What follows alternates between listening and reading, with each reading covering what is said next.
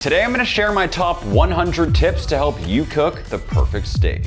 Tip number 1 might sound silly, but I swear by it. Don't forget to have fun. So let's get started. As we cook our way through every cut on the cow, I'll start by separating these into 3 categories. The first is what I call the fancy cuts. This is primarily your ribeyes, New York strips, and fillets. These are cuts to buy if you want to impress someone or if you can find them for a good deal, because no matter how you cook them, they're gonna turn out good. Next up, we have what I like to call our daily eats. These are generally more affordable, but if you know how to cook them, honestly, in my opinion, they taste as good, if not better, than the fancy cuts. And finally, we have the don't buy section. These are cuts that no matter how you cook them, they're not gonna come out amazing. And for that reason, I don't recommend. Within the fancy steak section, we have the ribeyes, strips, and tenderloins. These are the most expensive steaks on the cow, and a great way to save money is to buy them whole like this. From here, you can easily slice them into steaks as thick or thin as you want, and by buying in bulk, I found you can save upwards of 20%.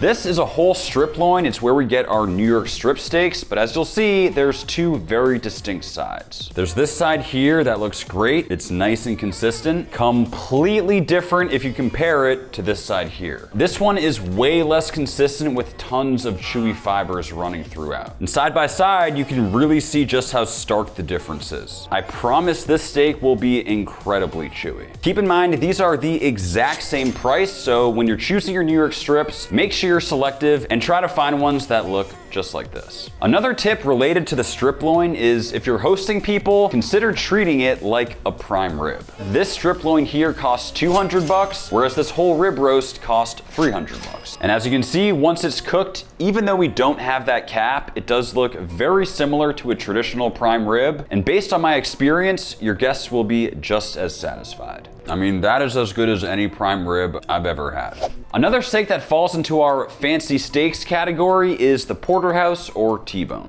This is really 2 steaks in one and includes the strip loin as well as the tenderloin or filet mignon. The key is choosing a porterhouse like this that has a decently sized tenderloin, but that still has a nice and consistent strip. What happens sometimes is you'll find porterhouses with massive tenderloins. The downside is that the strip loin has that crazy chewy vein, so it's all about finding the perfect balance. So what's the difference between a porterhouse and a T-bone? To be classified as a porterhouse, the tenderloin must be at least 1.25 inches from the bone at the thickest part. Compare that to this steak right here, which has barely any tenderloin. Since it's under 1.25 inches, this is classified as a T-bone. So in general, I tend to prefer porterhouses over T-bones, though choosing the right one can be a little complicated.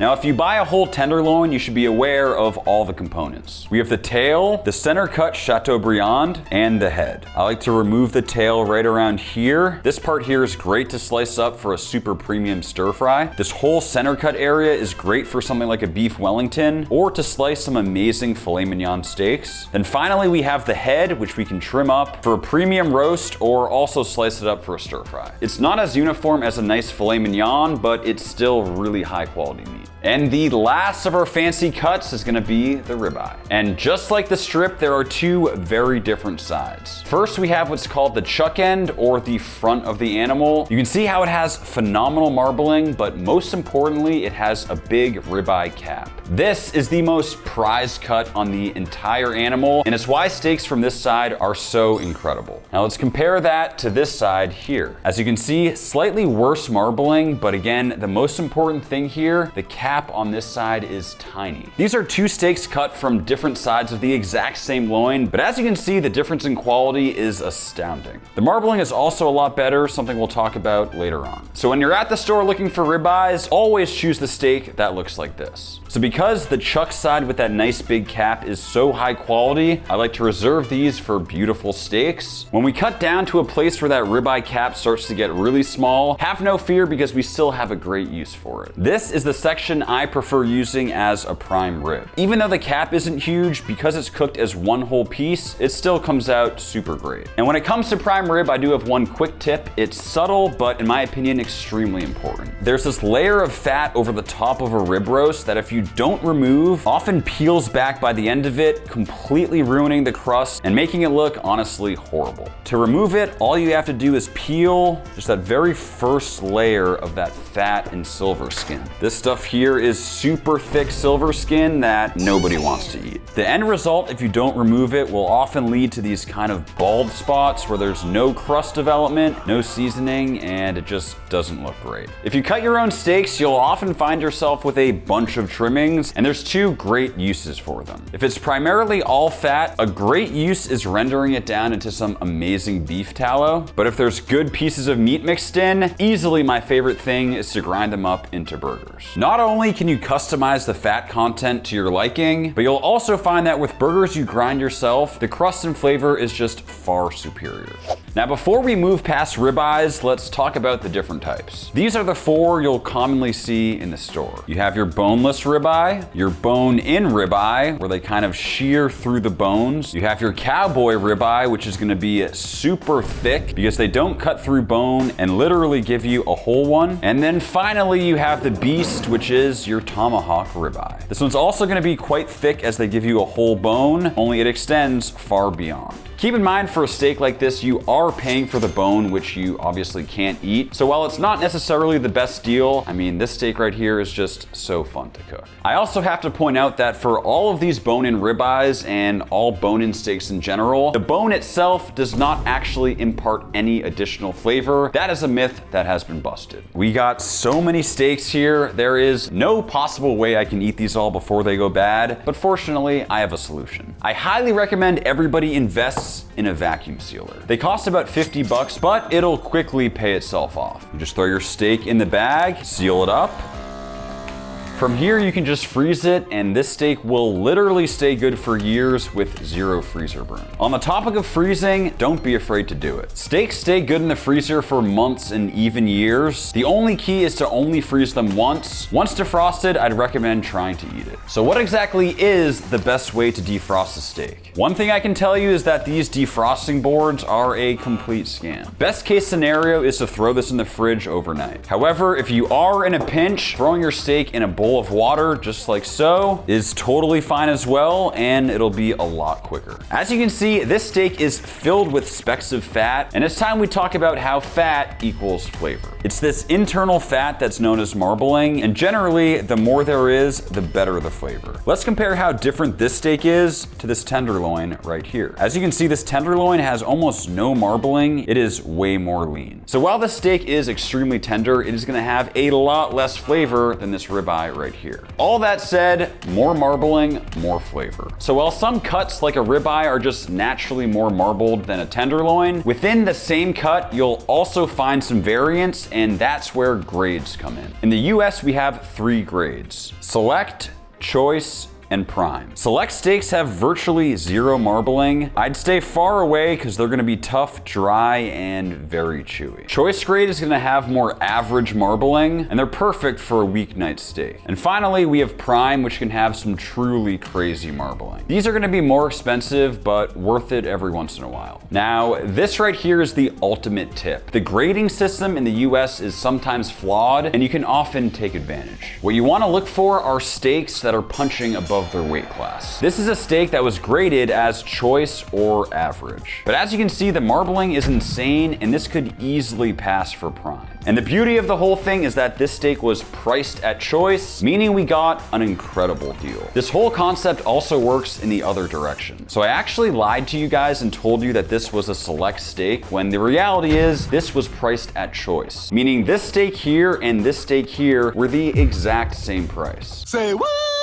As you can see, the difference in marbling is astounding. Not to mention this one has a way better cap. All it took was knowing a bit of information, being selective, ultimately allowing us to choose the way better steak. And this is where we get to another extremely important point. In fact, if you only remember one thing from this video, this right here is it. When you go to a supermarket, you should never be thinking, I specifically need a specific cut. Instead, you should go to the meat counter, take your time, look at everything available, and only choose the best cut available that particular day. For example, these are 2 cuts I bought at Whole Foods on the exact same day. We have this New York strip steak, which cost a staggering $23 a pound. Right next to it on the counter, we had this bavette steak, which was only $11.99 a pound. The difference in quality between these two steaks is just mind-blowing. This strip has almost zero marbling, and it's from the wrong side of the striploin, so it has that crazy chewy vein running throughout. Whereas this bavette steak has some of the craziest marbling I've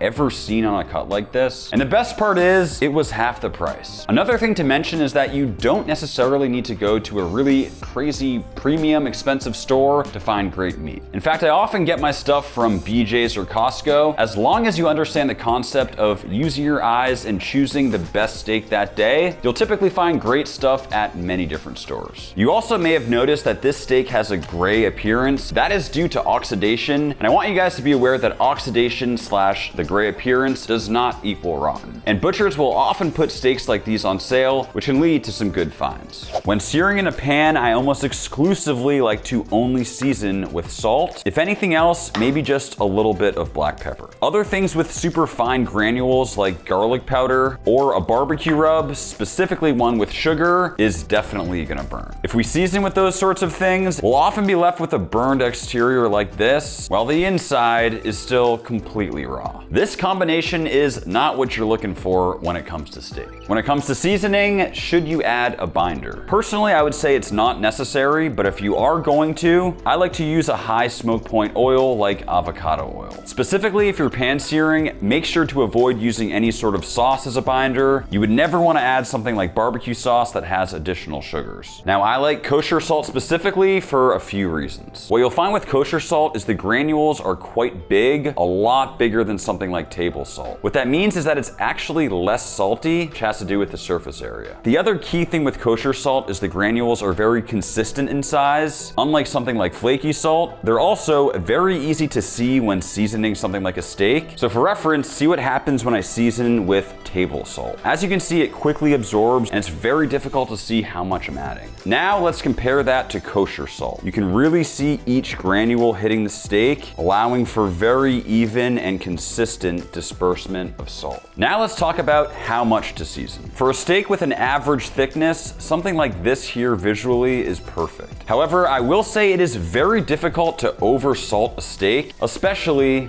if it's a thick one. So on thicker cuts, you can really go quite heavy, and I will say in general, people tend to under season, so I'd experiment with adding more salt than you're used to. Because something to keep in mind, when your steak hits the pan, a lot of that salt is actually gonna fall off. We talked about how much to season, now let's talk about when to season. And this is where a very important rule comes into play, which is that moisture is the enemy of a great crust. If you think about a steak that has water on it, all of that water needs to evaporate once it hits the pan before any sort of crust can be formed. For that reason, you always want to be patting your steaks dry. Now we can expand on this concept when it comes to adding salt. Our steak is currently dry, and if I add salt just like so, immediately after and for roughly the next 5 minutes, the steak will remain bone dry. Now let's compare this dry steak I seasoned like 30 seconds ago to a steak that I seasoned roughly 30 minutes ago. As you can see, that salt has pulled out tons of moisture and the surface of the steak is now super wet. If we were to put this steak into a pan right now, achieving a great crust would be almost impossible. But have no fear, because something magical happens after we wait a few hours. This is a steak that I seasoned roughly 4 hours ago, and as you can see, the surface is bone dry. Not only will this achieve a great crust, but all of that salt has penetrated, leading to way better flavor in every bite. This steak right here has been dry brined. So here are the main rules. Either season your steak right before or up to 5 minutes before cooking, just like this steak here, which will ensure we still have a dry exterior. Avoid seasoning your steaks roughly 5 to 60 minutes before cooking, because at that point you'll have tons of exterior moisture, just like this one here. And in a best case scenario, season your steak 1 to roughly 5 or 6 hours prior to cooking. You'll have a perfectly dry brined steak with a nice dry exterior and way better flavor. So next up,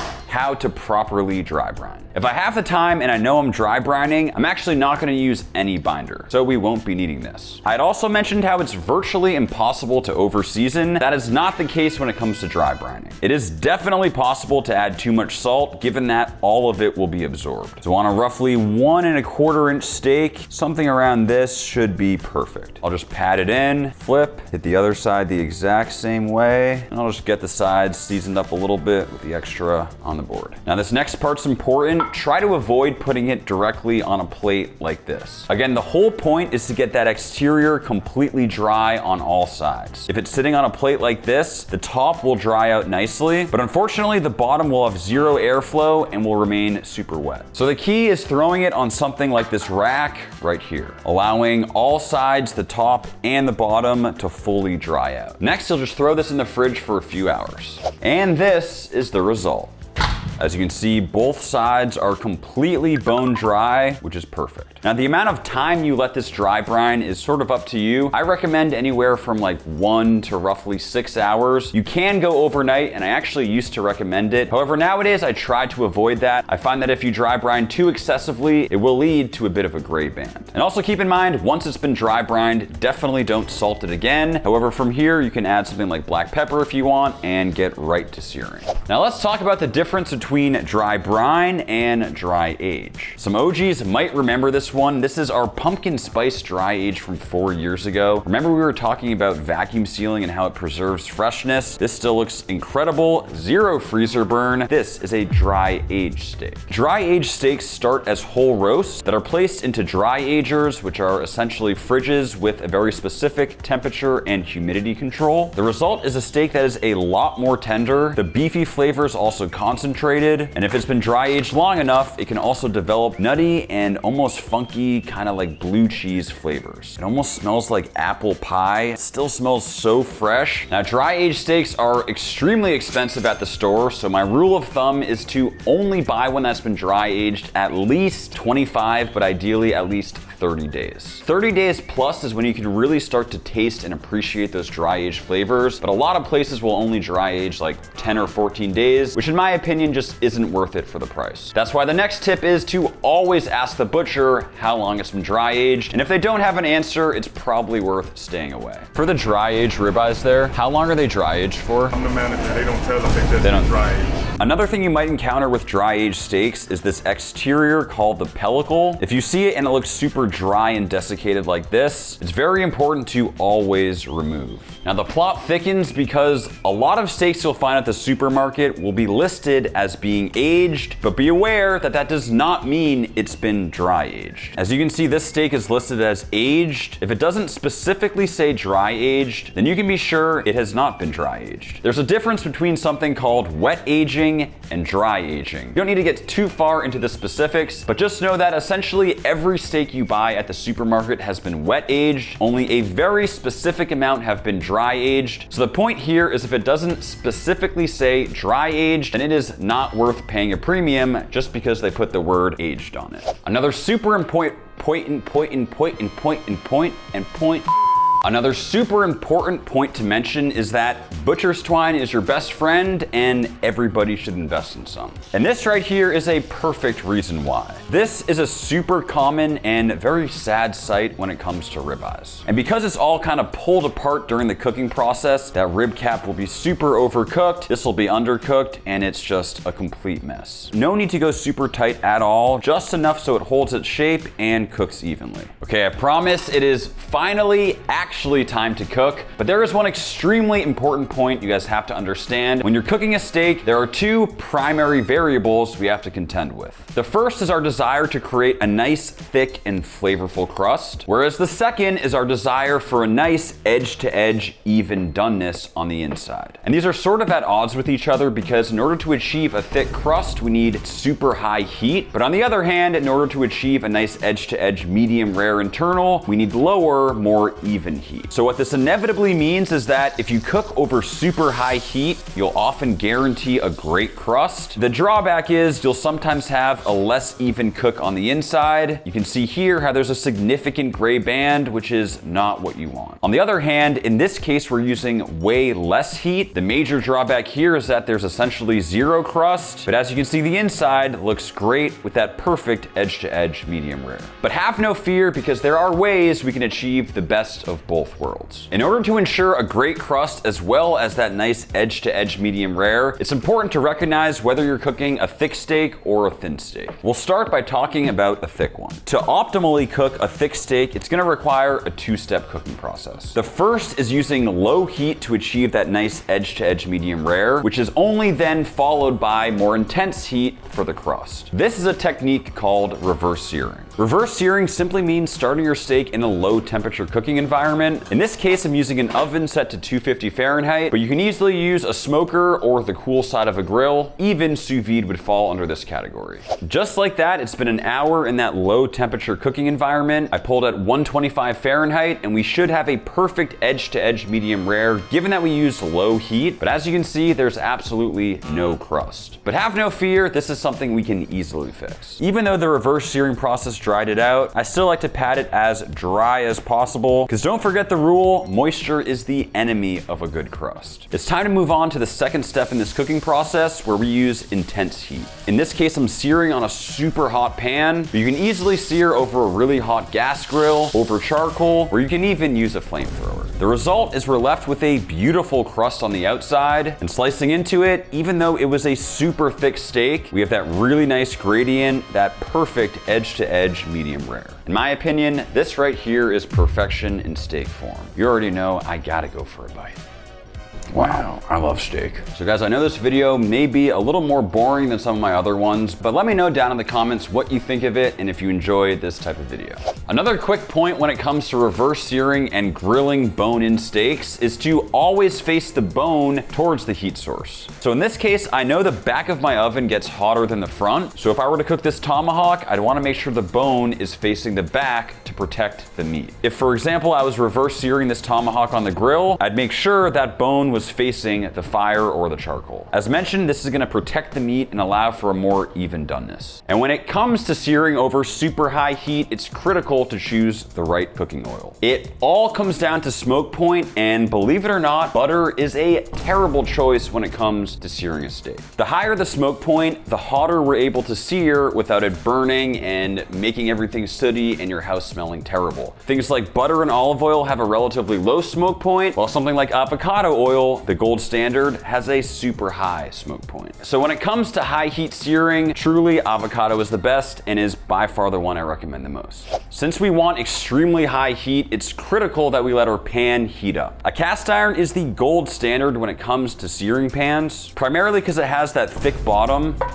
that's great at holding heat. But other good options are carbon steel, a hybrid pan, which would be something like a Hexclad. Stainless steel is also great, but the one you definitely want to stay away from is the cheap non-sticks. They really don't work great when it comes to searing using high heat. Now, when it comes to cooking a thinner steak, we need to have a completely different thought process. Because a thinner steak will cook significantly faster, what we need to prioritize is the crust rather than that edge-to-edge medium rare doneness. Inherently, you're still gonna get a pretty decent doneness on the inside, but because it's so thick and because it's cooking so quickly, if we don't prioritize extreme heat, we'll be left with zero crust. And with these thinner steaks, because we're searing at such a high temperature, the oil that we choose to sear with is very important. And again, we're searing with avocado oil due to the super high smoke point. However, an additional tip, a big container like this can be kind of unwieldy and annoying to pour. That's why I highly recommend getting something like this or a squeezy bottle that makes accurately pouring a lot easier. And you want to go kind of heavy with it, enough to coat the whole bottom of the pan. With our cast iron starting to smoke, we know that it's been properly preheated. We'll add in the steak. That is the sizzle we're looking for. And in my opinion, it's critical here to add pressure. Best case is investing in some steak weights just like these. Applying that pressure is going to lead to a significantly more consistent crust. Another thing you can do here is slide your steak around the pan, ensuring that the steak is touching new hot parts of the pan, further helping with the crust. Once we start to develop a nice crust, don't be afraid to flip frequently. The more you flip,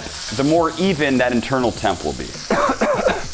Another important thing, prepare for smoke. You know you're doing it right when the fire alarm goes off.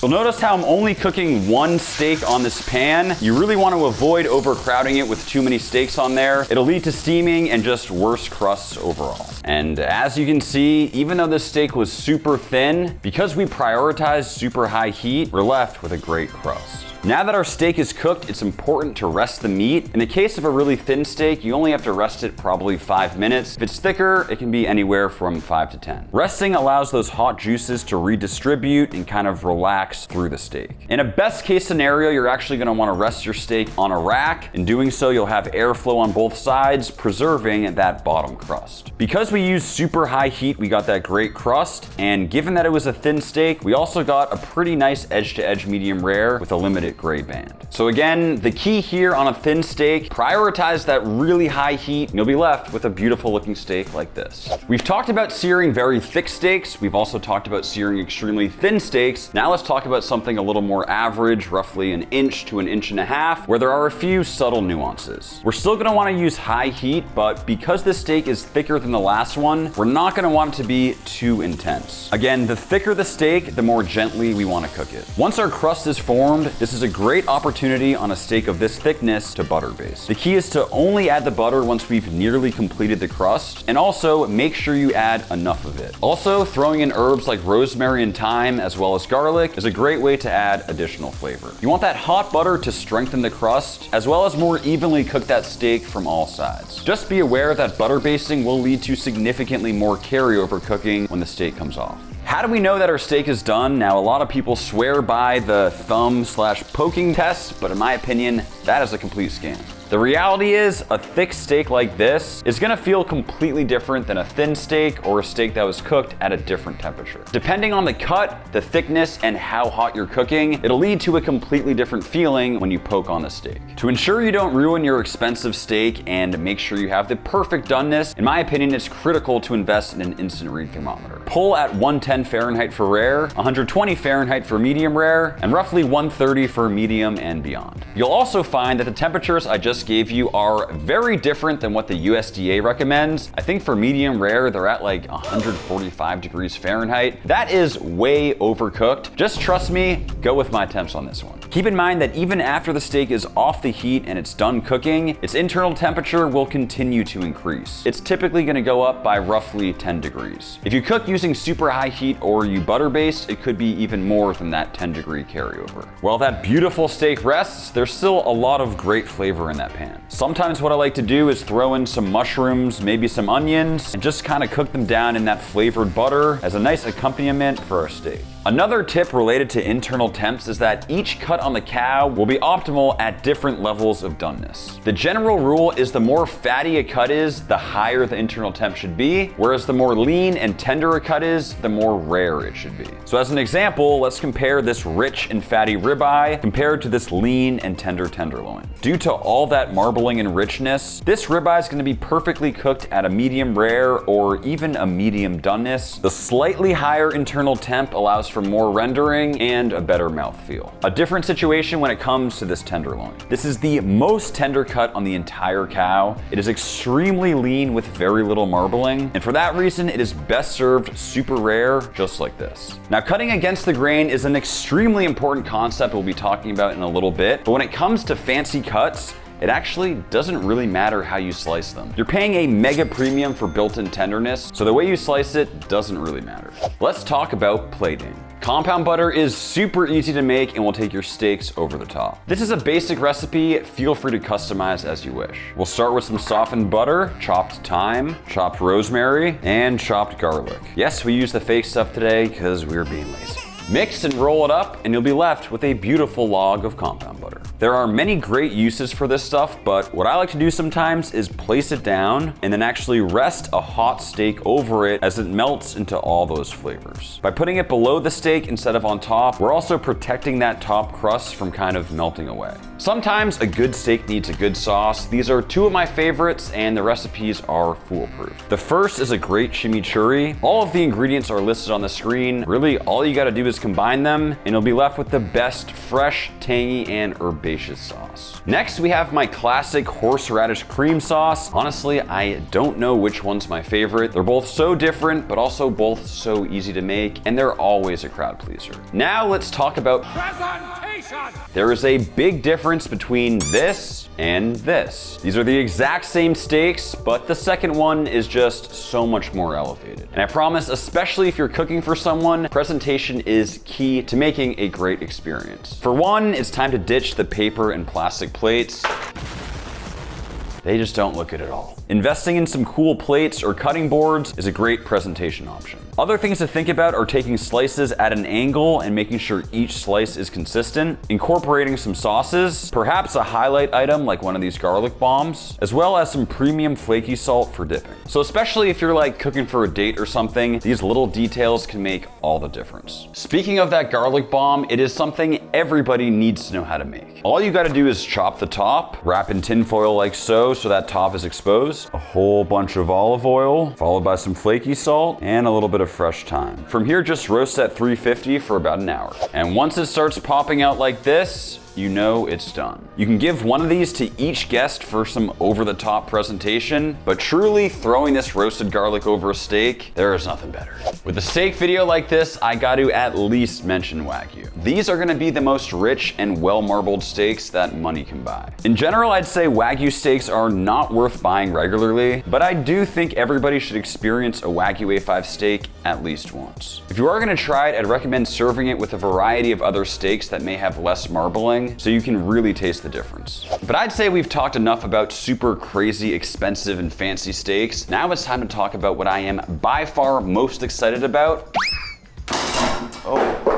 These are gonna be the most underrated steaks money can buy, our daily eats. These are steaks that are generally gonna be more affordable than the fancy cuts, but what I really wanna emphasize is that if cooked and sliced properly, nearly all of these will be as good, if not better, than the ribeye, strip, and filet that we talked about earlier. These are all cuts that receive a huge amount of blood flow on the cow, which means they're gonna be extremely beefy. The drawback is that they're gonna be a little bit less tender than some of the more fancy cuts, but have no fear because we're gonna make up for that in the way we cook and slice them, and trust me, you will fall in love with these cuts just like I have. Now I'm gonna go through each one in order of my preference. First, we have the outside skirt steak. Second, the one and only picanha. Third, we have the Denver, which as you can see is this component of a chuck roast. Next, the good old hanger steak. We have the flat iron, which is actually the second most tender cut on the cow. We have the flap or bavette steak. The chuck eye, which just like the Denver is also a component of a chuck roast. Next, we have the tri-tip. Then we have the flank steak. And second to last, we have the sirloin. And finally, we have the inside skirt steak, which yes, is very different than the outside skirt steak.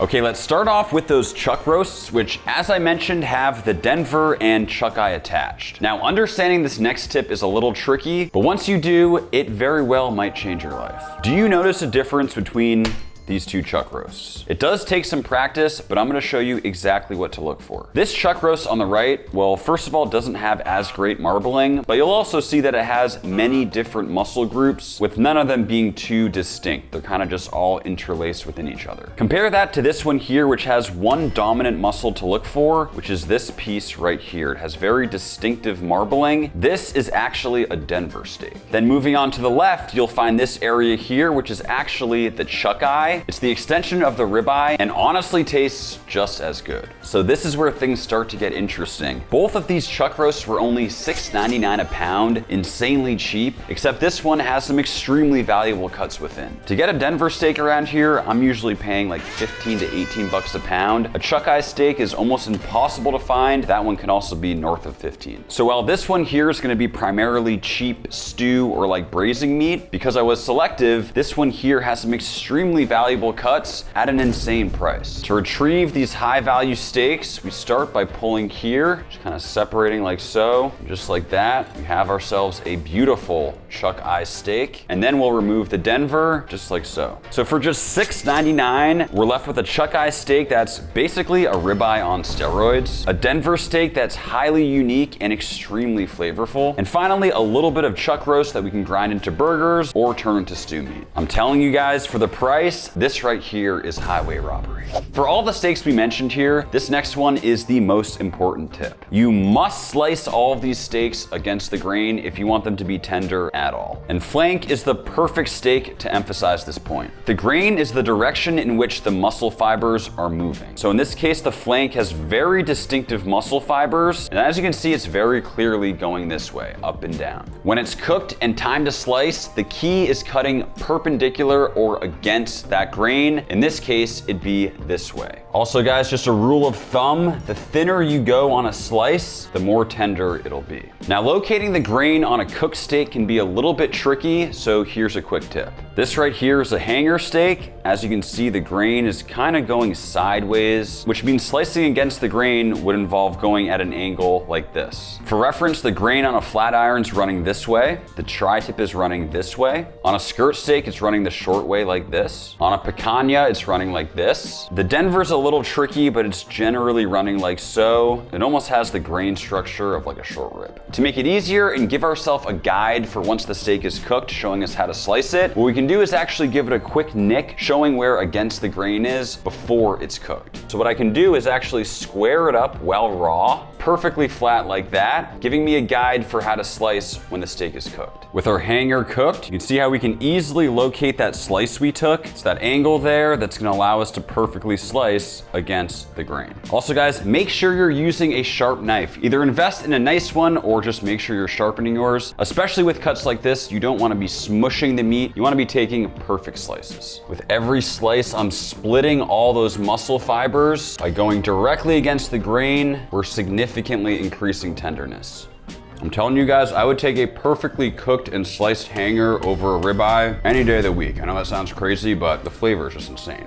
Next, let's talk about marinades. Now, I would never recommend marinating a fancy cut like a ribeye, strip, or tenderloin, but a lot of these daily eats are perfect for it. A lot of these cuts, like the flank and skirt, have really thick muscle fibers, which are great for absorbing flavor. Now, in terms of constructing a marinade, let's talk about the 6 components that I believe are critical. You have your dry ingredients or your spices, your fat or oil that's gonna help bring all those flavors together. We have fresh ingredients. You can think of things like garlic, onion, herbs, or fresh chilies. Next, we have acid, which is gonna help balance the flavor and also help with tenderization. Next are salty and umami ingredients. So things like soy sauce, fish sauce, Worcestershire, and even just regular old salt. And then finally, we have something sweet like sugar or honey. We've combined a bunch of ingredients. The key here is we did not add the steak yet, so I can give it a quick taste.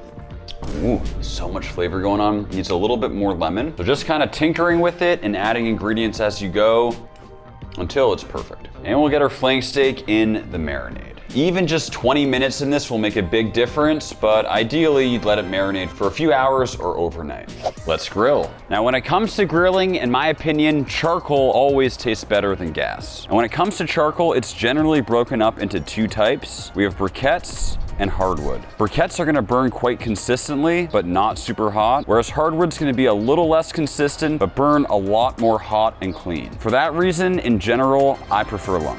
Also, don't let your equipment hold you back. There's no need for a crazy, fancy, expensive grill. This $80 Weber is what I do 90% of my grilling on. When grilling, I like to have a hot side with the charcoal directly below it, and also a cooler side that doesn't have charcoal under it. It's gonna allow for a lot more flexibility when we cook. Let's start by grilling a thin steak. Because it's thin, the same rule applies as before. We wanna go direct heat as hot as possible. And it sounds counterintuitive, but shutting the lid actually brings down the temperature, something to keep in mind as you're managing temps. In this case, I really want to maximize the crust, so I'm primarily going to grill with it open. And once you've started to develop that nice crust, don't be afraid to flip frequently. The more you flip, the more evenly it'll cook. We've reached about 120 Fahrenheit. Let's take it off. That was a thin steak. Now let's talk about a thick steak. In this case, we're gonna reverse sear, but what I always like to do is add a nice chunk of applewood for some additional flavor. We're gonna throw this tri-tip on the cool side of the grill to slowly come up in temp. Remember, reverse sear is a two-step process where we start with lower heat, then only at the end finish with super high heat to sear. It's been 30 minutes and the tri-tip is nearly cooked, and now we finish the reverse sear process over high heat to sear. And that's the color we're looking for. Let's move on to more cut-related tips, starting with skirt. And this one is extremely important. Both of these cuts are considered skirt steaks. They'll often be sold for the exact same price, but as you can see, they look very different. Technically, this is an inside skirt, whereas this one here is an outside skirt steak. The inside skirt is gonna be shorter and fatter, whereas the outside is gonna be longer and a bit more skinny. So even though they're sometimes called the same thing, there is a massive difference in quality between the two. This one right here, the outside skirt steak, is literally 10 times better than the inside skirt steak. Way more tender, way more juicy. In fact, the outside skirt steak is debatably my favorite cut on the whole cow. It is insanely beefy, super tender. You can see there's tons of great marbling in there as well. To slice this one, you can first get it into more manageable pieces like this, and then slice against the grain. I'm telling you, there is nothing like this cut. It is just so beefy, I cannot get enough of this one. On the other hand, the inside skirt steak is comparatively way thinner, a lot more chewy, and just way less marbling. So the key when shopping is to always search for the outside skirt steak. As I mentioned, it'll often be the same price as the inside with way different quality. If you're ever confused about which one's which, the way I remember it is outside grilling is way better than cooking indoors. Outside skirt steak is better than inside. In the event you're not sure which one's which, and this applies to all cuts in general, my next tip is to not be afraid to talk to your butcher. I know they can sometimes feel intimidating. They have a big knife, their apron, chopping meat all day. But 9 times out of 10, they are extremely nice and more than willing to help if you have questions. Next up, a couple tips when it comes to cooking picanha, one of the greatest cuts on the cow. This is a cut where how you slice it is particularly important. You can see how on one side we have this really nice and flavorful fat cap. On the other, we have this incredible red beefy beef. You can also see how there's a very distinctive grain running like so. Probably the most simple way to eat this at home is doing it like a steak. Start by slicing with the grain like so. By slicing with the grain when it's raw, by the time we finish cooking and we slice like so, as you'll see later, we'll cut against the grain. Picanha can also have quite a bit of fat. This is optional, but I like to trim it up. We'll season it up and get it on the grill. This picanha can generally be cooked like a regular steak, but anytime there's a big fat cap, like the case of this one, you'll also see it with like a New York strip. I like to start by just rendering that off like so. Whether you do it at the beginning or the end, it doesn't really matter. Just make sure you give that fat cap some heat to crisp up the fat. Crispy fat like this is just far superior. As you can see, by slicing with the grain when it's raw, the grain is now running this way, making it super easy to slice against the grain when it's time to eat. Now let's say we find ourselves in a hypothetical situation where we cooked too much steak. Again, it's hypothetical because there's never such thing as too much steak. But let's say you did and you have some leftover steak in the fridge, you want to cook it the next day. What's the best way to reheat it? Now this might be a little controversial, but in my opinion, once a steak has been cooled down overnight, it is no longer a steak. It is now meant for a stir fry. Attempting to reheat a steak whole will just never be as good as it was when it was fresh. So what I like to do is slice it up into either strips or cubes, just like this, then into a really hot pan to sear. You can add more seasonings, maybe throw in a sauce to glaze. The thing here is it will never be as juicy as before, but because we slice it up and get all those sides nice and seared, that additional surface area will make up for the lack of juiciness with some great flavor. I mean, just look at that nice color.